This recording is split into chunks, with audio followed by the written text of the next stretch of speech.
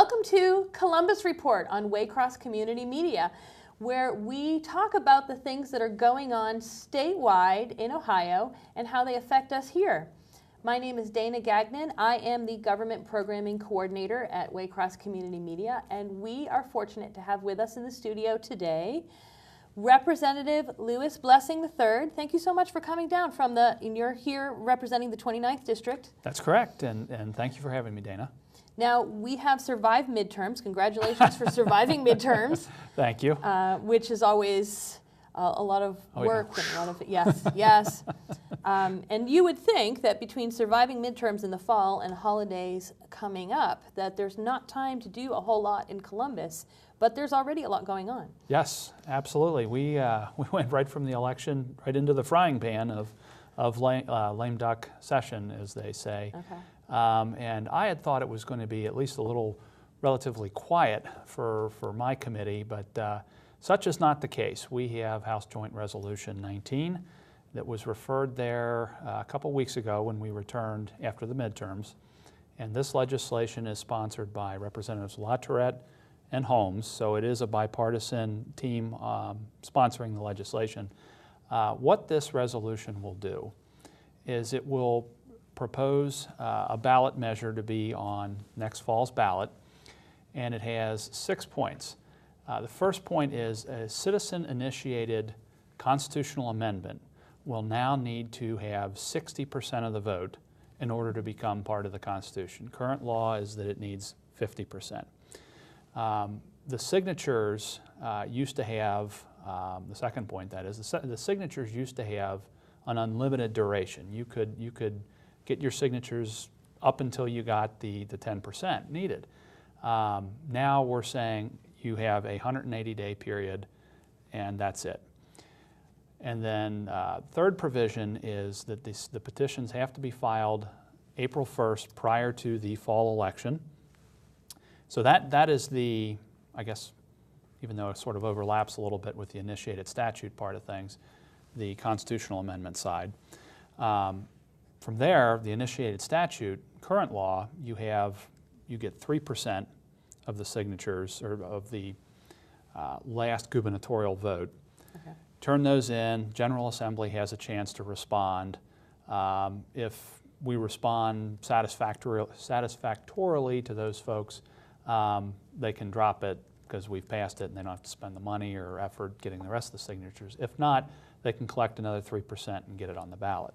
What this resolution does is it says that, okay, you just need the 5% of the signatures up front, and then you can get it onto the ballot. So it gets rid of the supplementary petition that a lot of folks seem to think is fairly confusing. And actually, interestingly enough, one of the folks that was testifying on this resolution, Don McTighe, an attorney in Columbus, had mentioned that a lot of folks actually go the constitutional amendment route because they see the initiated statute route as more cumbersome and difficult to work with. So definitely something to keep in mind. And the last piece here is the safe harbor provision that if you go the initiated statute route and it does pass at the ballot, we can't touch it as in the General Assembly for at least a year. So that's HJR 19 in a nutshell. Seems simple enough. Interestingly enough, both the proponents and opponents agree that the Constitution should be hard to amend. It's a framework. You shouldn't have certain things in there. It's better to put it into statute. Nobody disagrees with that. The issue here is it sort of becomes a partisan thing, as I guess my mind's eye was alluding to earlier. Republicans in the General Assembly feel that we should make it harder to get something into the Constitution, make things a little bit easier, but not too easy to get it in via initiated statute.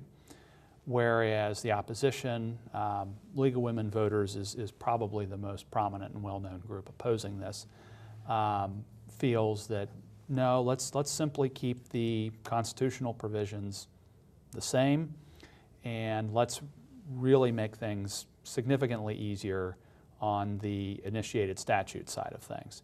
And their reasoning for that is that, given how difficult they say it is to gather signatures, how much money they have to spend to do these things, a much lower threshold for initiated statute would have them go that route. However, they would like to see a much longer safe harbor, something along the lines of 5 to 10 years is what I had heard in committee.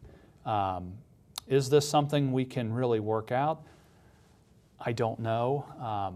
Representative Seitz, who is on the committee, brought up a possible amendment for this, which I thought was good. And actually the opponents, at least looking at this provision alone with regards to the safe harbor, thought, okay, we could handle that.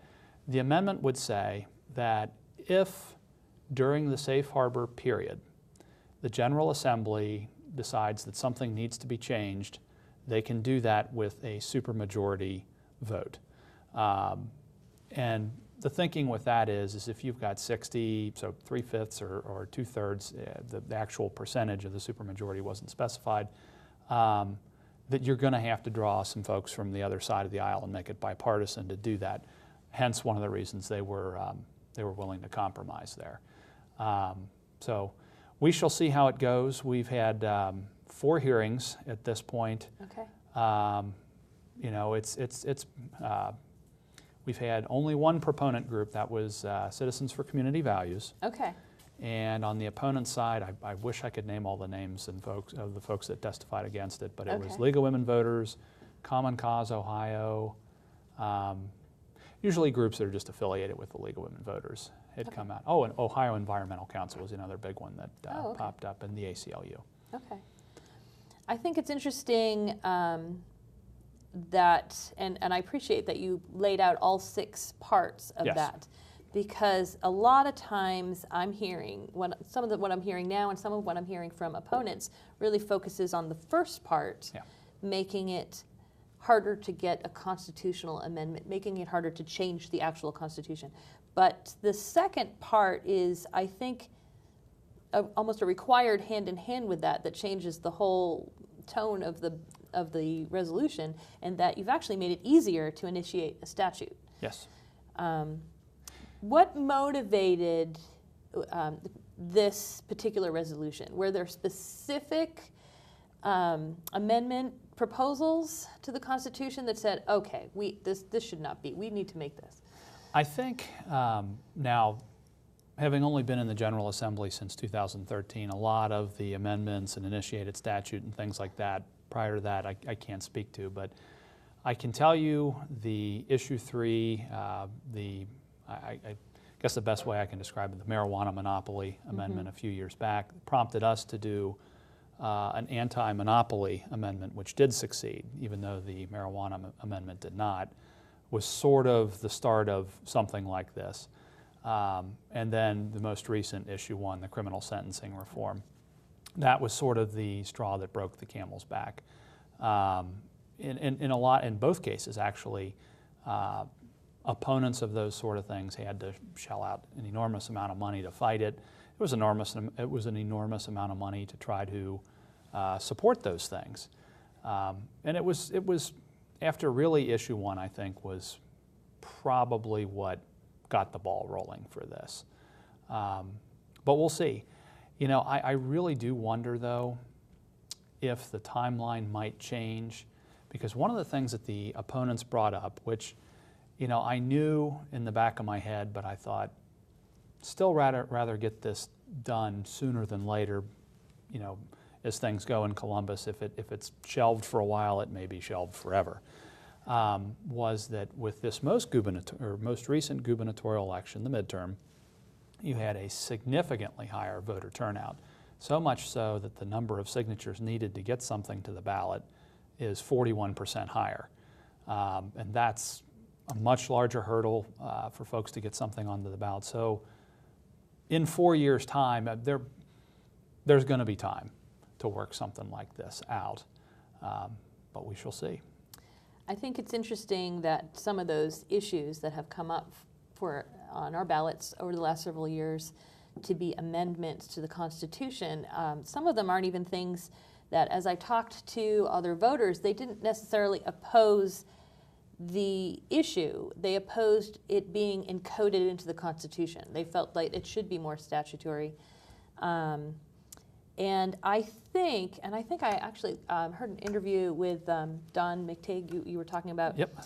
And he talked about how he'd had people say, well, it takes 2 years to get it through as a statute, and but if we can spend enough money, we can get it through as a constitutional amendment. Correct. And that money often was coming from out of state or something that was maybe going to affect the balance of how we're hearing about these issues and how we're learning about these issues. And that makes it difficult for voters to actually get balanced information. Yep. Yeah, no, I agree. That was the point that I kept, I don't want to say trying to hammer home in committee, was that the Constitution should be a framework. We had the former State Bar Association, I don't know if he was president or just their top lobbyist, I want to say president, but longtime guy involved with the State Bar Association, Bill Weisenberg. But this time testifying as a private citizen, as he's retired, fantastic guy. He had mentioned that he carries around a little pocketbook that is the U.S. Constitution. He's like, you can't do that with the Ohio Constitution.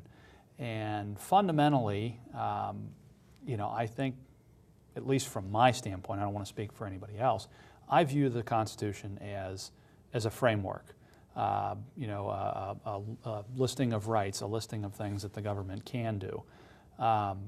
Sort of similar to like a blueprint in building a house. It's like, okay, you build a house from the blueprint.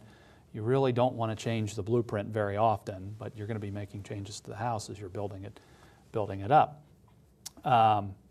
So it's it's going to be tricky. Do you anticipate, what kind of timeline do you anticipate this resolution taking and the work it's going to take to get this through? Well, it's a funny thing with the committee I chair. Things can go very quickly if we can get agreement with the Senate leadership, Senate President.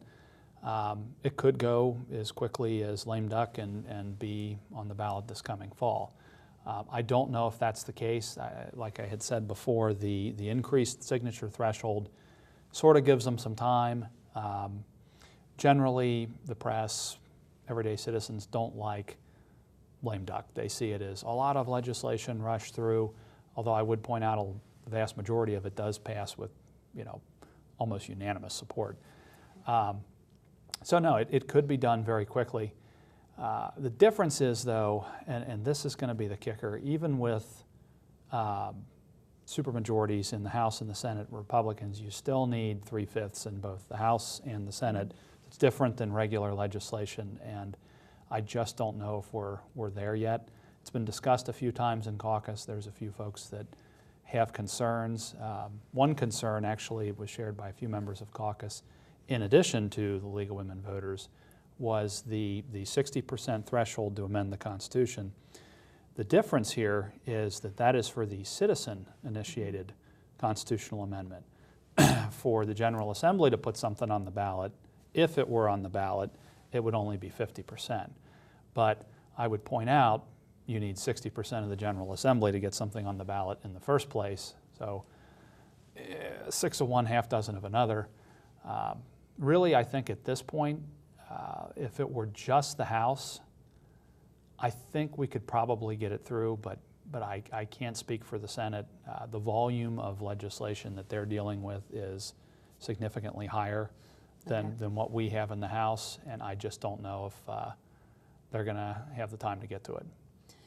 How much of this, we have one draft, you've had 4 hearings on it, which is pretty quick to have 4 hearings already.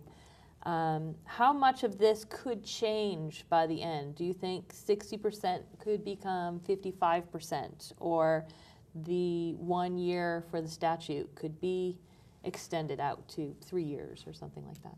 It could change very rapidly, as we've seen.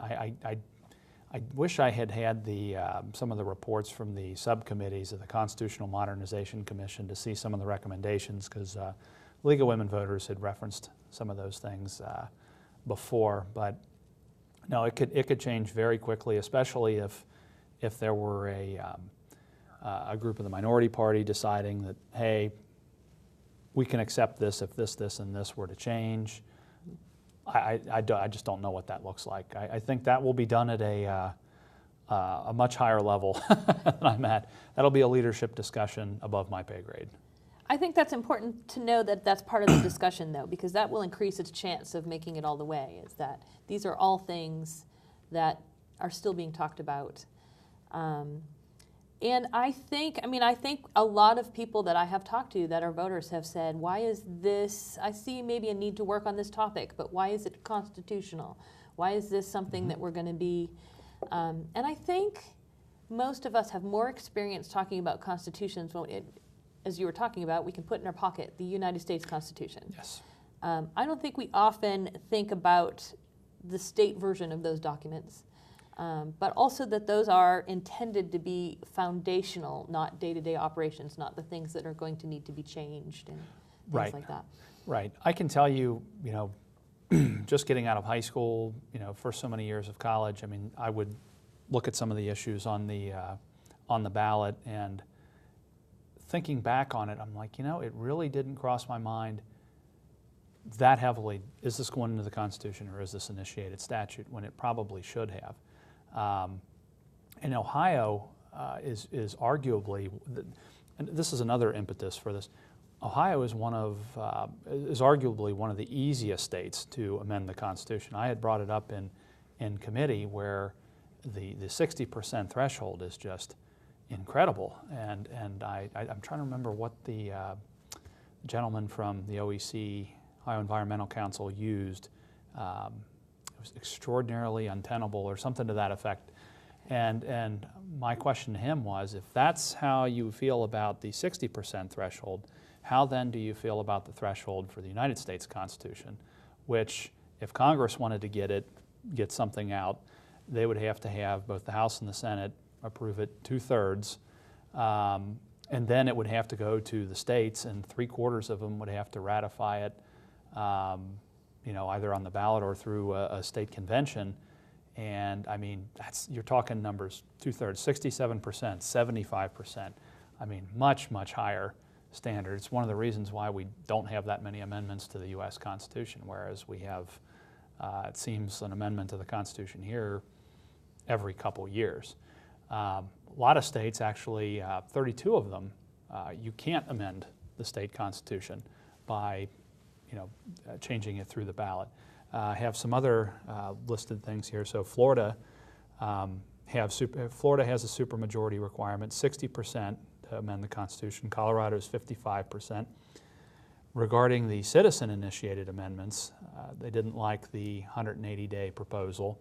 California has a 180-day limit on signature validity.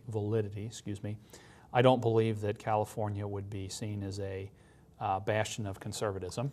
Not definitely, no. So there's that. Illinois requires that signatures be filed 24 months preceding the election. Oregon limits validity of signatures to 2 years. It's just, I can see working with folks on the initiated statute side of things, but the making the Constitution harder to amend in Ohio, I think, will get past sort of some of these things. Like one of the most recent examples that I used in committee was the casinos. I was thinking about those, actually, yeah. Right. It was Don McTighe who had brought up that people have an interest in passing good legislation. People that put things into the Constitution or put it on the ballot or try to put something, initiated statute, to the ballot are really interested in the issue and not about the money. And that's when I was like, sorry, I was like, casinos, I can get it if you really felt that strongly about gambling, but the fact that there's 4 of them spelled out in the Constitution and you're outlining a monopoly, yeah, they have a strong motivation to make money. And they won. But with this proposal, they would have lost, because if I recall correctly, that was like a 53-47 split. And I think a lot of these groups, especially the well-heeled ones that the opposition decries, will look at this as, okay, it costed me X number of dollars to get a constitutional amendment through Ohio's process, and I could make Y dollars. Okay, I'm going to do that now, but if you increase this, the equation doesn't work out as much, so it's okay, we're not going to mess with that anymore.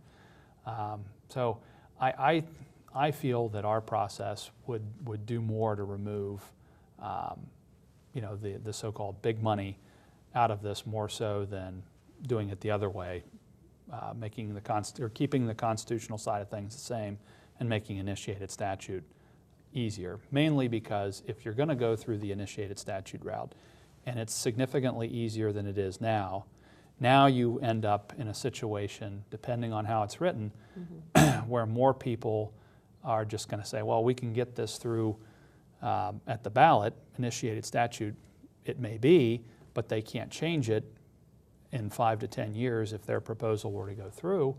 So yeah, we'll throw all sorts of things on the ballot and see what sticks.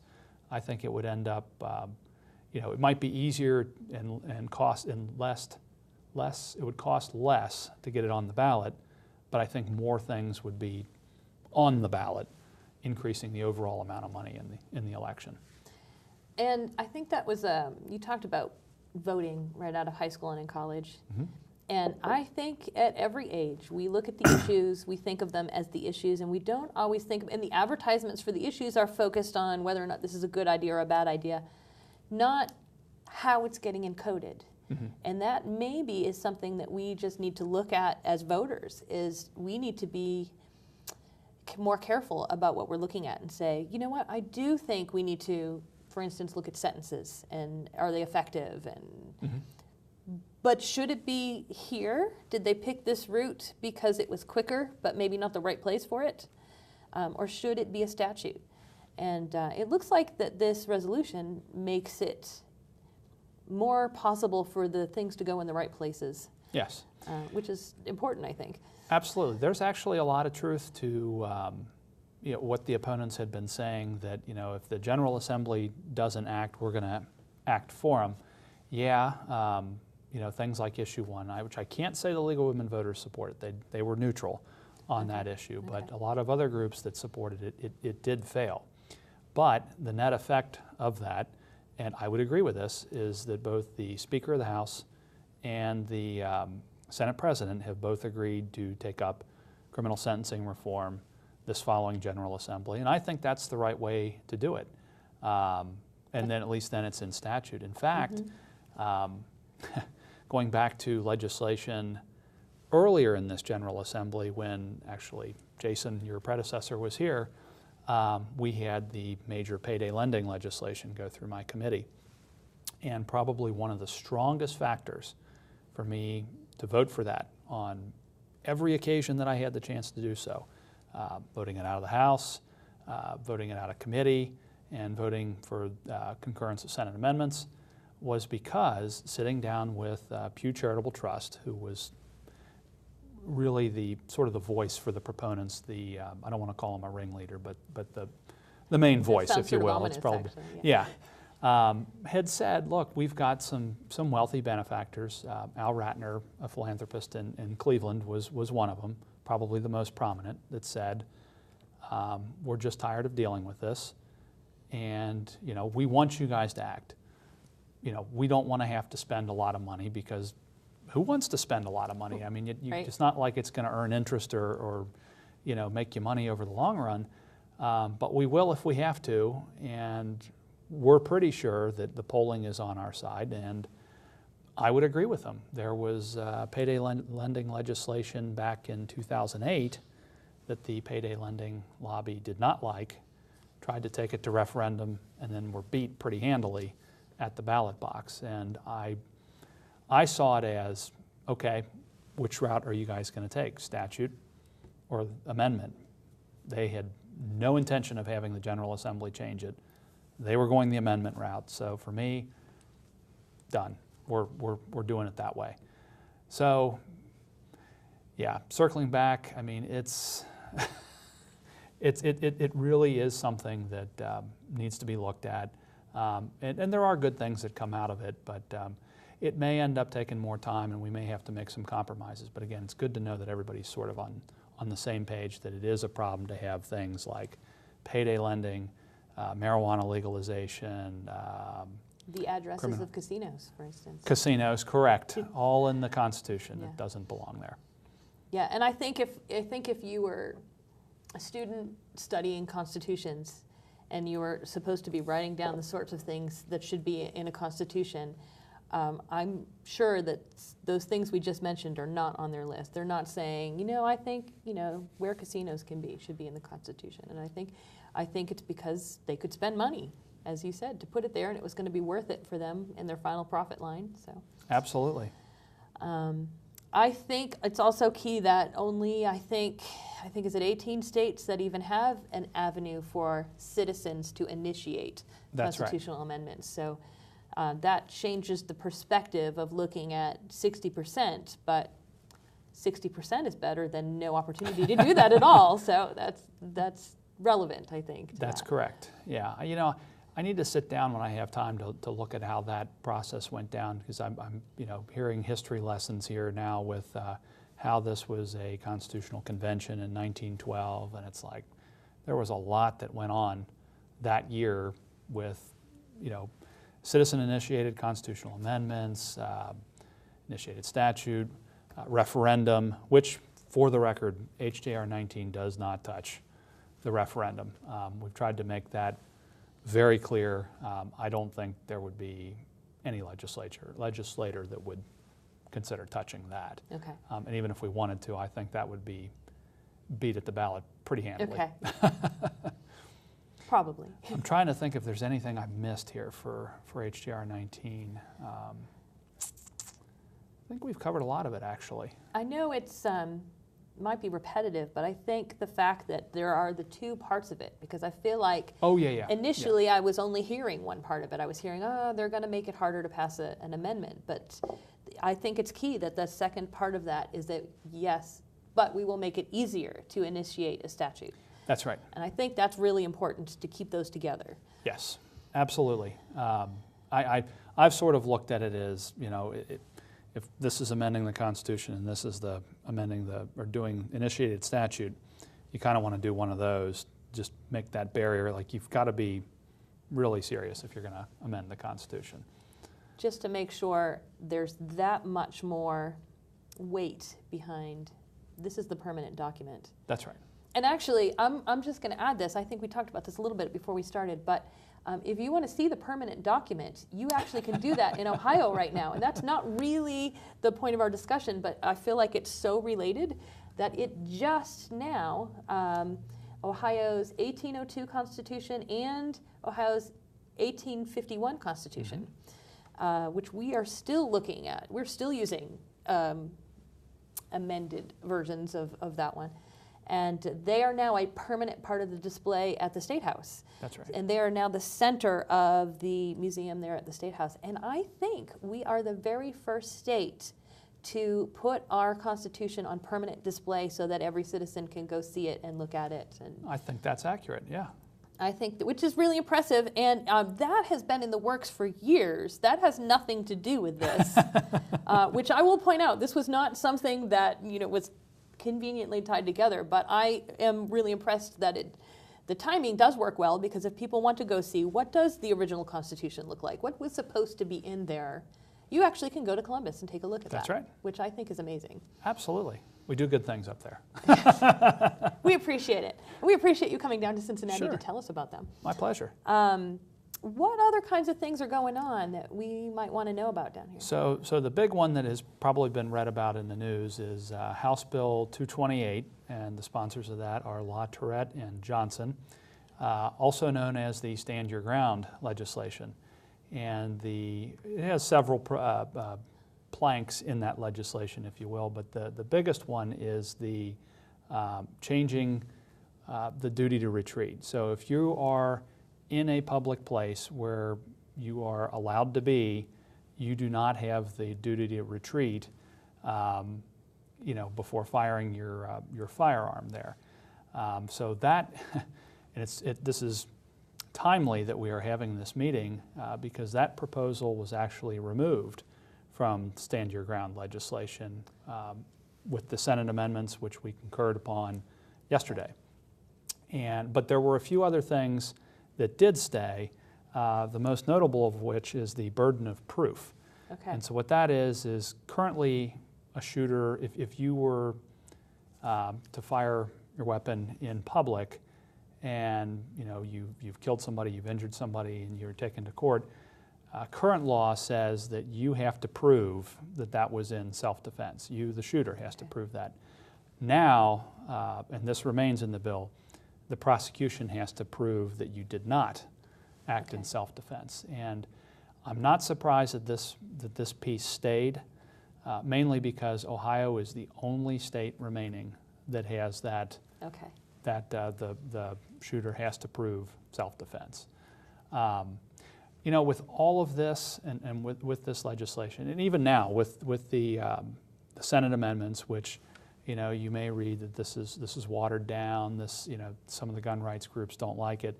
That's actually not true. The NRA and the Buckeye Firearms and some of the other ancillary groups still very much support this. They still see this as a good bill, and it's why we concurred on it. And now it will be headed to the governor's desk, which is another interesting scene that we will see unfold here. Mainly because throughout this entire effort, the governor really does not like this legislation. He has threatened to veto it. Okay. I haven't read, this morning that's going to remain the same, even with these amendments. I think he did want to get an amendment in there for the red flag provision, where if somebody was, had guns, had no criminal record, but had some mental issues, family members and folks like that could report them to law enforcement, and they could, temporarily take away their firearms. But that, and it was actually tried in the Senate to get that amendment in, but it was defeated on party line vote, I think in committee. I don't think they did a floor amendment for that. But with the governor's veto, timeline is important. If we had not concurred this week, tried to send it to conference, and it ended up being something that we dealt with next week, the governor has 10 days to sign or veto something. So he could wait until that 10th day and then veto it. And it doesn't include Saturdays and Sundays, and I don't know if it includes holidays. We had been talking about it in caucus, how that all worked out. It could have been a situation, I think, if it wasn't done before the 18th or 19th of December, his veto was, that was it. There's nothing, we could not override it. So the question is now, do we end up here the week of 2 weeks from now, overriding a veto, which, is something that I don't recall doing at all.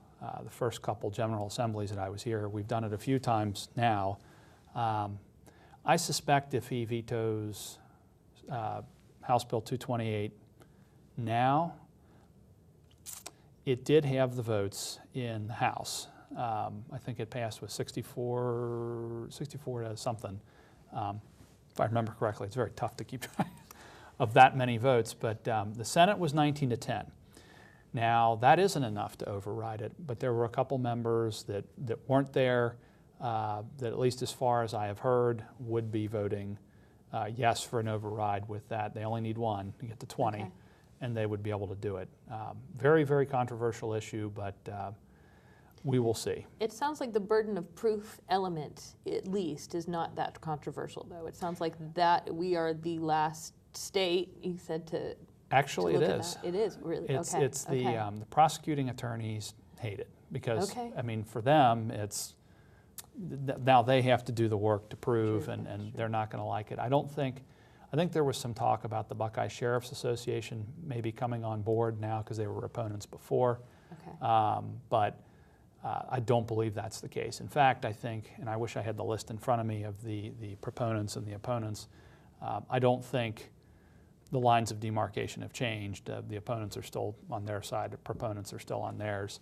I'm really not surprised, but anyway, I do think that this does put us in a good position from the standpoint of timeline to be able to override a veto if something like that happens.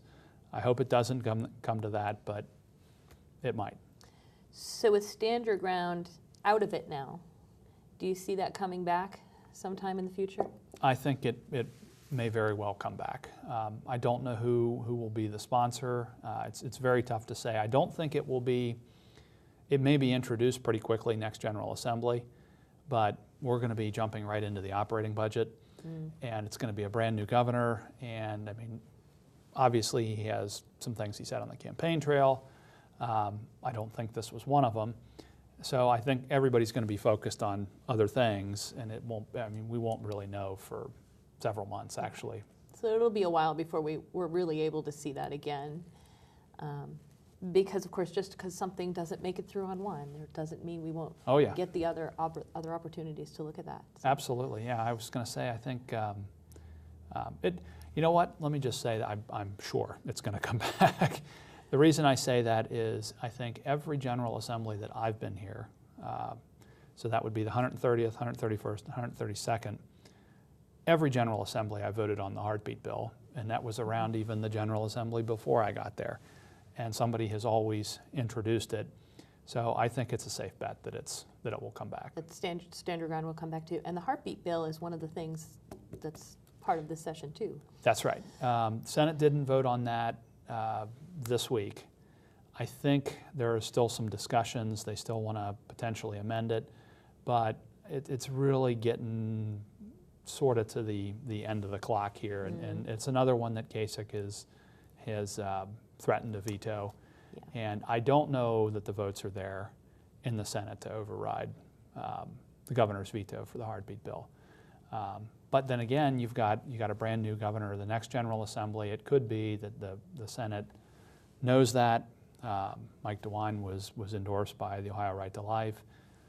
They might say, okay, we can wait a few months to do it next General Assembly and have a better shot. I don't know. That may fall under the category of things he talked about in the campaign trail. Those are people that may want to see. Sure. Okay, so now what? Now what are we going to get to see here? So. Correct. Although the traditional sponsor of that legislation, Representative Christina Hagan, will not be in the Ohio General Assembly, next General Assembly. She ended up trying to run for Congress prior to that. So it remains to be seen who takes that up next General Assembly. There's definitely a lot to watch. There's a lot going on right now just within this session, but there's a lot already on the list to look for when you come back. That's right. Oh, absolutely. One other piece of legislation, which the viewers are going to be like, that is extremely boring. But it was a big deal for quite a number of businesses and other folks in Columbus, and that would be the e-notary legislation. Yes. And it's one of those bills which, I wish I had the substitute bill with me, because it's like, wow, there's some heft to that, and people think, oh my God, it's a big bill, that must be, a problem. Well, I would point out to the viewers that if a bill even changes one word of a very large section, the whole section will be printed out. So it's not like it's huge by design. But anyway, the thrust of this is that it looks at our current notary public commissioning process, streamlines, enhances, simplifies that process, which, at least talking to the folks of the Ohio Society of Notaries, Ohio State Bar Association, there's sort of a mishmash of processes, how that works throughout the state, and you sort of get a varying levels of quality amongst notaries throughout the state of Ohio. Hamilton County, I was a notary at one point, didn't have to do it that often, and I thought, well, I'm not going to continue to do this, but I felt Hamilton County had a good process. They didn't have any education requirements for it, but you still had to take a test, and they had their pamphlet, and you paid a fee. I mean, it was accessible to everybody, and it was run through the local bar association.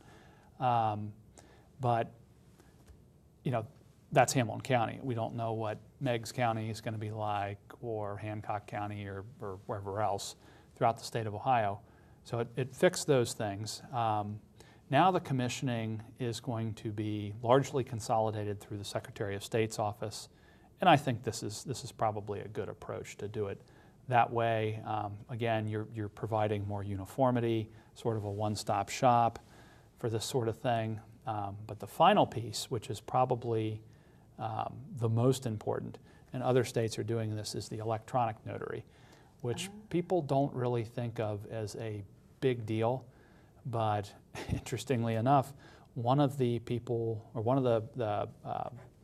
that was actually testifying for HJR 19, because that was being heard the same day that we were hearing 263 and voting it out, actually, had mentioned to me, and he's like, I've got properties, throughout the country, other parts of Ohio.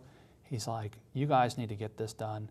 He's like, the fact that I have to travel somewhere to get things notarized, he's like, it really slows it down. The fact that we can teleconference somebody in to notarize something, he's like, we can all just get it done in one fell swoop and we're done. So it's not just that, but buying cars anywhere that needing a notary is involved, it's going to be very important.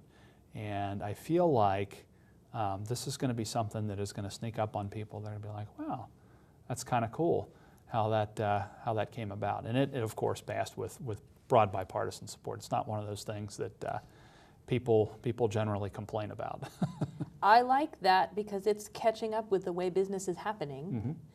And I actually worked in an office some time ago where they asked me to look into the Hamilton County notary process because it was a constant need. They were at different locations all the time. They didn't always have someone available, and it was difficult for them to complete business. So that's actually, I know you said this was not supposed to be the interesting part, but I find that really interesting. I don't know if maybe that says something about me, but I love that because it actually means legislation that gets us caught up with the way business is happening. So oh, absolutely. Yeah, it'll be interesting to see. I feel like we're going to have some more things dealing with technology next General Assembly. Now, I don't sit on the Health Committee, but I know that there has been discussion of doing more and more telemedicine, which, from my way of thinking, hallelujah, let's do that. A lot of these people, especially if you're poor, elderly, frail, it's not easy to get to a doctor's office for every little thing, to incentivize hospitals, doctors, nurses, whoever, to teleconference in with people so that they can stay in their homes, get the information they need. I think that will go a long way to giving people some more faith in the healthcare system, and just making somebody's day a lot easier. Just accessibility to that healthcare system, which a lot of times is difficult right now. And I think there are some groups, within the insurance services that are testing that out. So it's not so totally new. Right. But I was on the phone with a young adult last night who was trying to figure out if they could afford the full ER visit and would have liked to be able to teleconference someone to find out if more was needed. That's money saving for both ends on that scenario. So, absolutely, yeah. I think that's going to be the way it is going forward. We have a couple doctors in our caucus. One of them's going to. Well, actually, both of them are leaving. Representative Steve Huffman's going to be going to the Senate, and Representative Johnson will be. He's termed out, so he's no. I don't think he's going to. I don't think he's going to go for the Senate. He's not on the same cycle with Senator Peterson, but it was when it was talked about in caucus. Senator Huffman had said, "Look, this is the way medicine is going, and we should be sort of streamlining our laws to take advantage of it."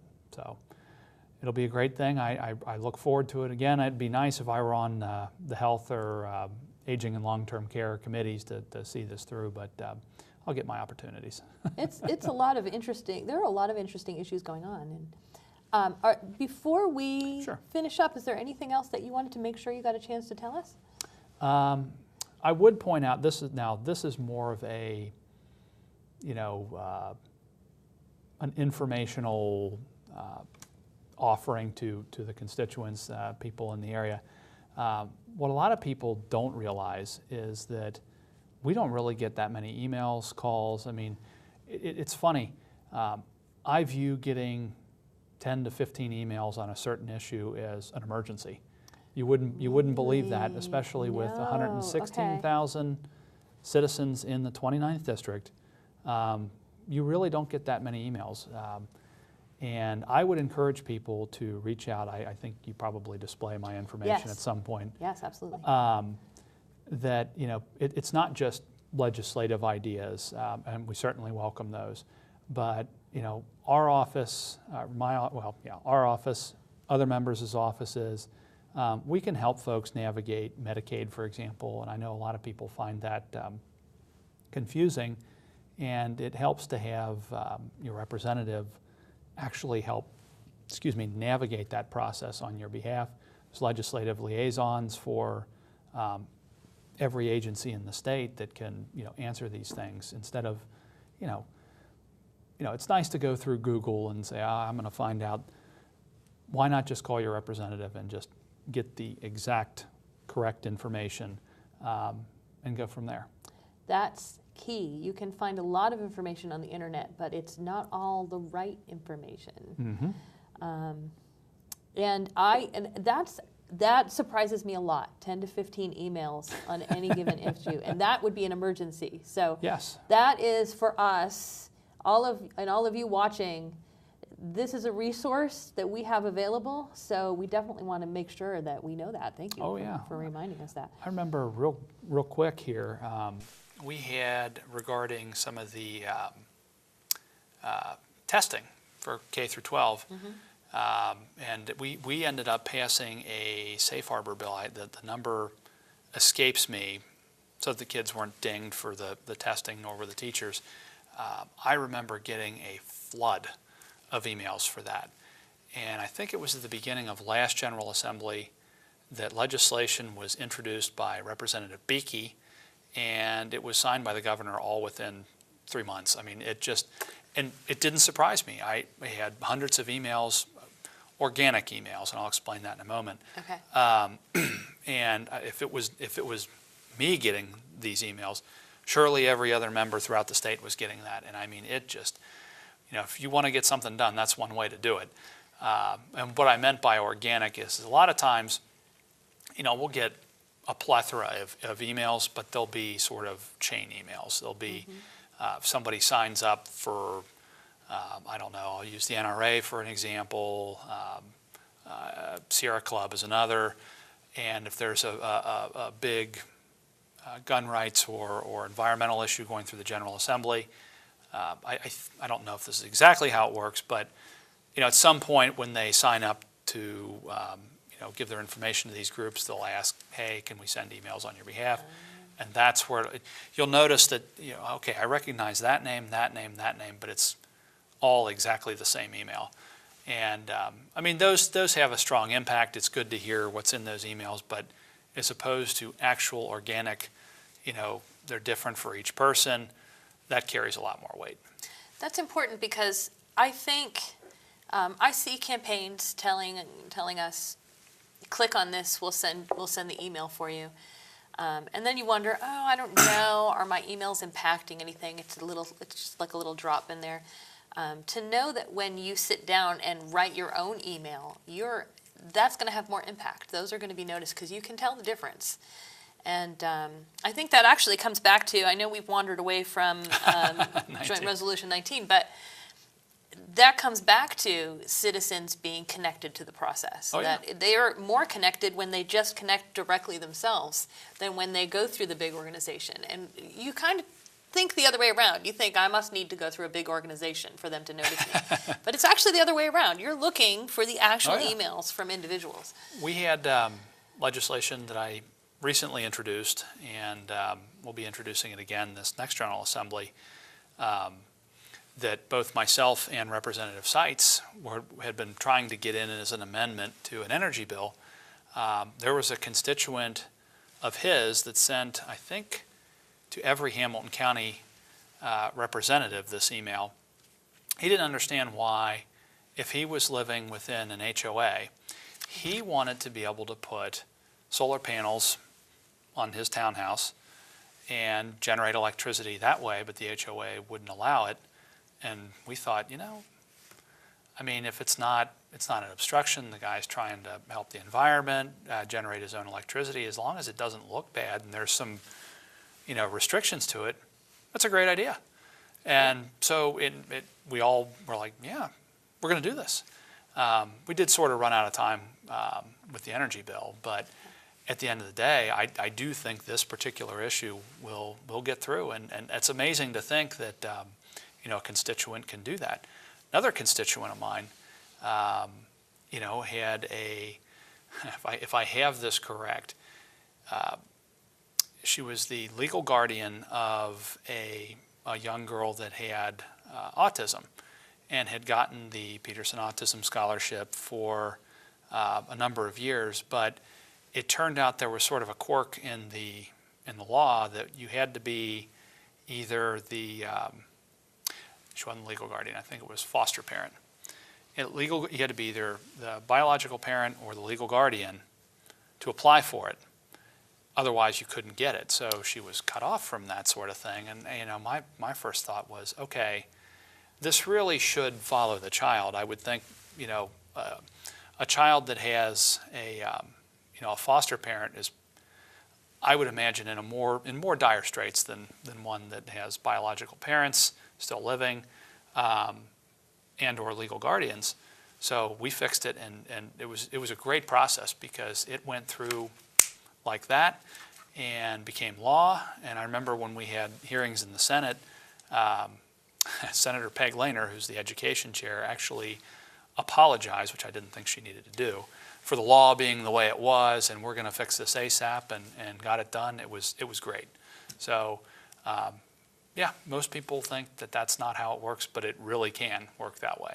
And that's one of the reasons that at Waycross we love to have you here, and we have these programs to begin with, because when larger media sources will only talk about the large national things, and they have reasons for that, but it also makes you feel very disconnected. You can't make as much of a direct impact on things like that. But in your state, you can contact your representative. That's right. And make a direct impact, which I think that's really important. And again, that's why we host these, is to hopefully bring that connection from Columbus back to Hamilton County.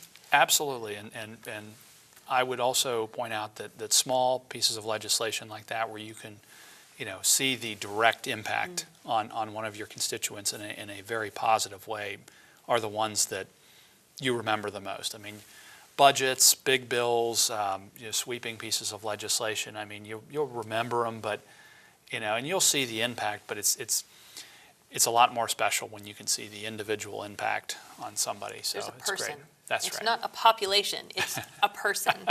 So that's great. Thank you so much for coming. My pleasure, Dana. I really appreciate it. And thank you, viewers, for watching, because that means you tuned in to be informed on what's happening in your state of Ohio. Tune in next time to watch the next edition of Columbus Report.